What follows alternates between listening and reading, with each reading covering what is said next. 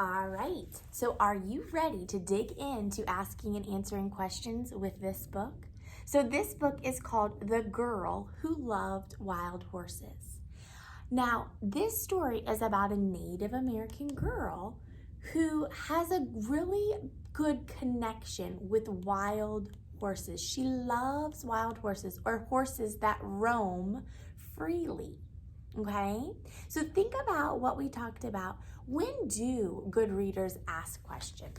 So in your reader's notebook, you just took those notes.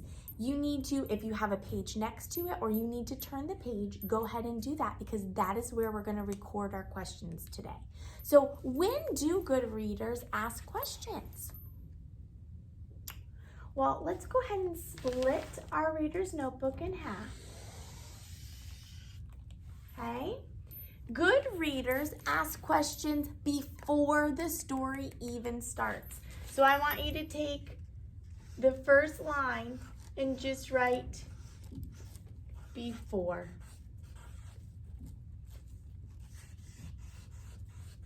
So on this column is where we'll brainstorm our questions, okay? On this side is where, what do you think? It's where we're going to have our answers. A-N-S, let's see if I remember how to spell it. W-E-R. This is where we will have our answers. Now let me tell you something really important. Sometimes your questions might not have an answer. It just might be something that you're curious and you're wondering about, but the author doesn't answer it. And that is totally fine, okay? So we're not super worried about the answering part today. We're just worried about trying to come up with some good questions. So like I said, good readers ask questions before the story even starts.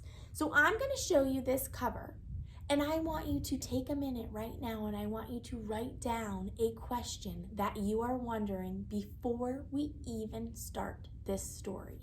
So right here on before, I want you to go ahead and write down a question that you have. If you need to pause the video to do that, you can.